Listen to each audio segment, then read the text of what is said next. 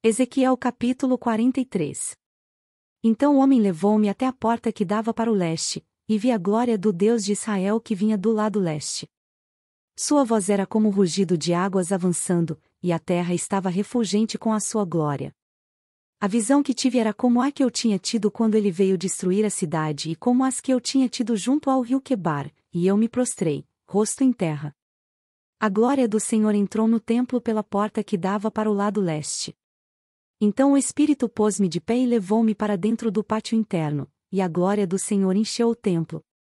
Enquanto o homem estava ao meu lado, ouvi alguém falando comigo de dentro do templo.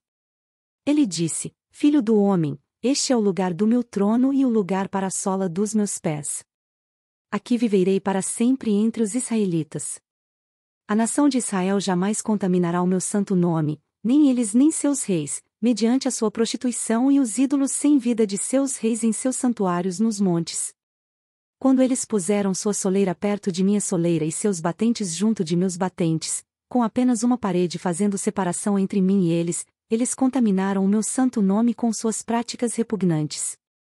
Por isso eu os destruí na minha ira. Agora, que afastem de mim a sua prostituição e os seus ídolos sem vida de seus reis, e eu viverei entre eles para sempre.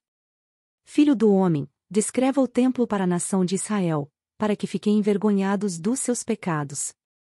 Que eles analisem o modelo, e, se ficarem envergonhados por tudo o que fizeram, informe-os acerca da planta do templo, sua disposição, suas saídas e suas entradas, toda a sua planta e todas as suas estipulações e leis. Ponha essas coisas por escrito diante deles para que sejam fiéis à planta e sigam as suas estipulações. Esta é a lei do templo. Toda a área ao redor no topo do monte será santíssima. Essa é a lei do templo. Estas são as medidas do altar pela medida longa, isto é, de 0,5 metro, sua calha tem 0,5 metro de fundo e 0,5 metro de largura, com uma aba de 1 palmo em torno da beirada. E esta é a altura do altar. Desde a calha no chão até a saliência inferior, ele tem 1 metro de altura e 1 metro de largura, e desde a saliência menor até a saliência maior, tem 2 metros de altura e 0,5 metro de largura. A fornalha do altar tem 2 metros de altura, e 4 pontas se projetam dela para cima. A fornalha do altar é quadrada, com 6 metros de comprimento e 6 metros de largura. A saliência superior também é quadrada, com 7 metros de comprimento e 7 metros de largura, com uma aba de 25 centímetros e uma calha de 0,5 metro em toda a sua extensão ao redor. Os degraus do altar estão voltados para o oriente. Então ele me disse: Filho do homem, assim diz o soberano Senhor, estes serão os regulamentos que deverão ser seguidos no sacrifício dos holocaustos e na aspersão do sangue no altar, quando ele for construído.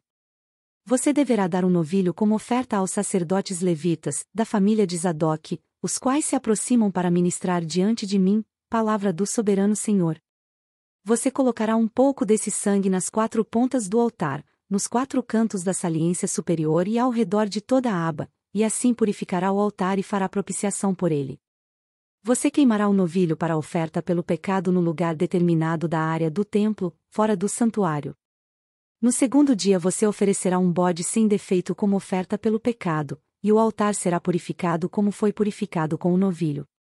Quando terminar de purificá-lo, ofereça um novilho e um carneiro tirados do rebanho, ambos sem defeito. Você os oferecerá perante o Senhor, e os sacerdotes deverão pôr sal sobre eles e sacrificá-los como holocausto ao Senhor. Durante 7 dias você fornecerá diariamente um bode como oferta pelo pecado, fornecerá também um novilho e um carneiro tirados do rebanho, ambos sem defeito. Durante 7 dias os sacerdotes farão propiciação pelo altar e o purificarão, já assim eles o consagrarão. No final desses dias, a partir do 8º dia, os sacerdotes apresentarão os holocaustos e os sacrifícios de comunhão de vocês sobre o altar. Então eu os aceitarei, palavra do soberano Senhor. Ezequiel capítulo 44. Depois o homem trouxe-me de volta para a porta externa do santuário, que dava para o lado leste, e ela estava trancada. O Senhor me disse: Esta porta deve permanecer trancada. Não deverá ser aberta, de ninguém poderá entrar por ela. Deve permanecer trancada porque o Senhor, o Deus de Israel, entrou por ela. O príncipe é o único que poderá entrar e sentar-se dentro para comer na presença do Senhor. Ele entrará pelo pórtico da entrada e sairá pelo mesmo caminho. Então o homem levou-me até a frente do templo, passando pela porta norte. Olhei e vi a glória do Senhor enchendo o templo do Senhor, e prostrei-me, rosto em terra. O Senhor me disse: Filho do homem, preste atenção, olhe e ouça atentamente tudo o que eu lhe disser acerca de todos os regulamentos a respeito do templo do Senhor. Preste atenção à entrada do templo e a todas as saídas do santuário. Diga à rebelde nação de Israel: assim diz o soberano Senhor, já bastam suas práticas repugnantes, ó nação de Israel. Além de todas as suas outras práticas repugnantes, vocês trouxeram estrangeiros incircuncisos no coração e na carne para dentro do meu santuário, profanando o meu templo enquanto me ofereciam comida, gordura e sangue, e assim vocês romperam a minha aliança.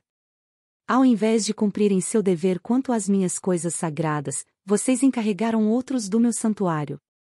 Assim diz o soberano Senhor: nenhum estrangeiro incircunciso no coração e na carne entrará no meu santuário, nem tampouco os estrangeiros que vivem entre os israelitas. Os levitas que tanto se distanciaram de mim quando Israel se desviou e que vaguearam para longe de mim, indo atrás de seus ídolos, sofrerão as consequências de sua iniquidade. Poderão servir no meu santuário, como encarregados das portas do templo e servindo nele, poderão matar os animais dos holocaustos e outros sacrifícios em lugar do povo e colocar-se diante do povo e servi-lo. Mas, porque o serviram na presença de seus ídolos e fizeram a nação de Israel cair em pecado, jurei de mão erguida que eles sofrerão as consequências de sua iniquidade, palavra do soberano Senhor. Não se aproximarão para me servir como sacerdotes nem se aproximarão de nenhuma de minhas coisas sagradas e das minhas ofertas santíssimas, carregarão a vergonha de suas práticas repugnantes. Contudo, eu os encarregarei dos deveres do templo e de todo o trabalho que nele deve ser feito. Contudo, os sacerdotes levitas e descendentes de Zadok que fielmente executaram os deveres do meu santuário quando os israelitas se desviaram de mim, se aproximarão para ministrar diante de mim, e eles ficarão diante de mim para oferecer sacrifícios de gordura e de sangue, palavra do soberano Senhor. Só eles entrarão em meu santuário e se aproximarão da minha mesa para ministrar diante de mim e realizar o meu serviço. Quando entrarem pelas portas do pátio interno, estejam vestindo roupas de linho, não usem nenhuma veste de lã enquanto estiverem ministrando junto às portas do pátio interno ou dentro do templo. Usarão turbantes de linho na cabeça e calções de linho na cintura. Não vestirão nada que os faça transpirar.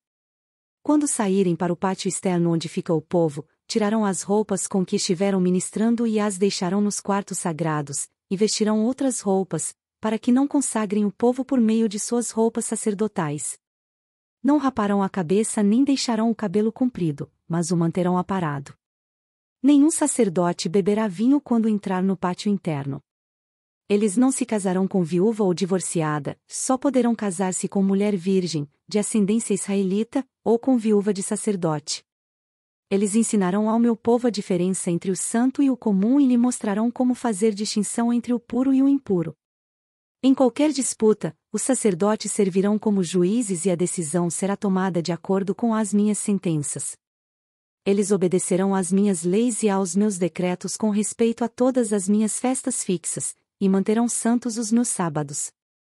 O sacerdote não se contaminará por aproximar-se do cadáver de alguém, no entanto, se o morto for seu pai, sua mãe, seu filho, sua filha, seu irmão ou sua irmã não casada, ele poderá contaminar-se. Depois de se purificar, esperará 7 dias. No dia em que entrar no pátio interno do santuário para ministrar no santuário, ele oferecerá em favor de si mesmo uma oferta pelo pecado, palavra do soberano Senhor. Eu serei a única herança dos sacerdotes. Vocês não lhes darão propriedade alguma em Israel, e eu serei a sua herança. Eles comerão as ofertas de cereal, as ofertas pelo pecado e as ofertas pela culpa, e tudo o que em Israel for consagrado ao Senhor será deles. O melhor de todos os primeiros frutos e de todas as contribuições que vocês fizerem pertencerá aos sacerdotes. Vocês darão a eles a primeira porção de sua refeição de cereal moído, para que haja bênção sobre as suas casas. Os sacerdotes não comerão a carne de aves ou de animais, encontrados mortos ou despedaçados por animais selvagens.